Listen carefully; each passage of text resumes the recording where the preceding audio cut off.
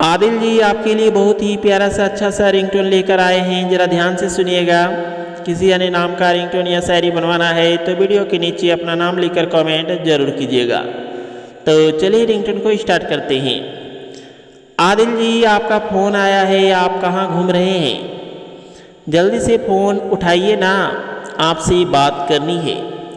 आदिल जी सुन पा रहे हैं तो जल्दी से फ़ोन रिसीव कीजिए और हमसे बात कीजिए। Mister Adil please pick up the call.